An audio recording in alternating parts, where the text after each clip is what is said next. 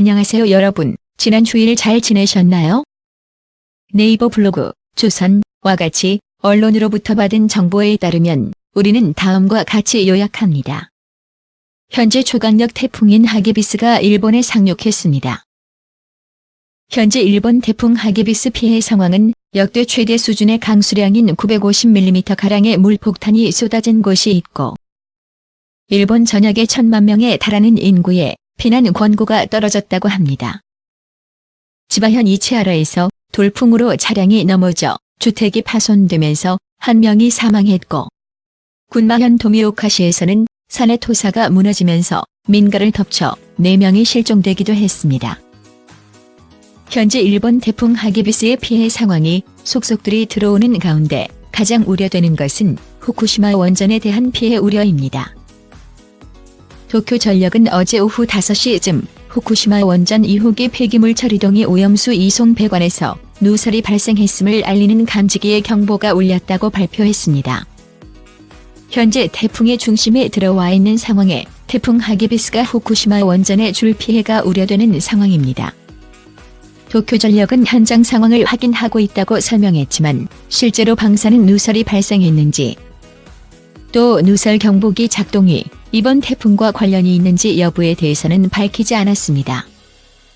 워낙 폐쇄적인 일본 정부와 언론이기 때문에 가뜩이나 후쿠시마 원전 오염으로 인해 불안감이 생긴 상황에서 더욱 불안감을 가중시키는 소식이 아닌가 싶습니다. 도쿄전력은 만일의 사태에 대비하여 후쿠시마 원전 1호기부터 4호기 전체의 오염수 이송 작업을 중단시켰는데 일본은 원전 주변에 비가 내리면 지하수로 스며들어 오염수가 되고 이를 완벽히 차단하기 어렵다는 입장을 보이고 있습니다. 일본의 원전 오염토도 문제입니다. 우리나라 여러 방송에서 보도했다시피 일본 오염토가 관리되는 실태는 가히 충격적입니다. 원전에 오염된 오염토를 단순히 비닐로만 덮어 방치하고 있는데 태풍 하기비스 영향으로 이러한 오염토에 다량의 수분이 유입되고 오염수가 다시 지하수로 흘러들면서 악순환이 반복될 것으로 보입니다. 일본 정부가 원전 오염수 해양 방출을 적극적으로 검토하고 있는 가운데 이번 태풍 하기비스 영향으로 오염수가 늘어나면서 이를 오염수 해양 방출의 명분으로 삼을 수 있다는 우려도 있습니다. 현재 일본 태풍 상황은 실시간 영상을 확인했을 경우 경로가 오늘 오전 9시 일본 삿포로 동남동쪽 520km 부근 해상에 접근한다고 합니다. 제19호 태풍 하기비스는 필리핀에서 제출한 이름으로 빠름을 의미하는데 현재 태풍 하기비스와 함께 일본 관동 지역의 규모 5.7의 지진까지 더해지면서 물품 사재기까지 일어나고 있다고 하니 정말 큰 난리인 것 같습니다. 제19호 태풍 하기비스가 일본을 강타하면서 22명이 사망하거나 실종됐다. NHK 등은 하기비스가 12일 저녁 일본 혼슈에 상륙한 뒤 폭우를 쏟아내 13일 오전 7시 기준 사망자 7명, 실종자 15명, 부상자 106명이 발생했다고 보도했다. 일본 기상청은 12일 오후 6시쯤 태풍이 소멸할 것으로 예상했다. 하지만 하기비스는 이날 저녁 시즈오카현, 이즈반도에 상륙했고 수도권 간토 지방에 많은 비를 내렸다.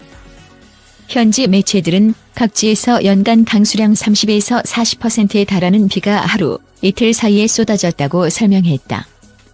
가나가와현 하코네마치에는 48시간 동안 939.5mm 이상의 집중호우가 내렸다.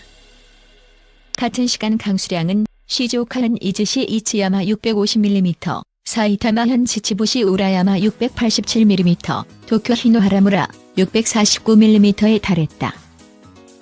태풍이 몰고 온 폭우로 강이 범람했고 나가노시와 지쿠마시 등지에서 침수나 토사 피해가 잇따랐다. NHK가 항공 촬영한 영상에는 지쿠마강이 넘쳐 나가노시 주택 수백 채 2층까지 물에 잠겨 있다. 후쿠시마현 모토미야시에서도 아다타라강이 범람해 가옥 2천에서 4천 채가 수몰됐다. 이 밖에도 일본 동북지방 4만 8천여 가구에 전기 공급, 전화, 인터넷 연결이 끊기거나 항공편 1000편 이상이 결항되는 등 피해가 속출했다. 자위대는 현재 1만 7천 명의 병력을 투입해 대응에 나섰으며 헬리콥터와 보트 등을 급파해 구조 활동을 벌이고 있다.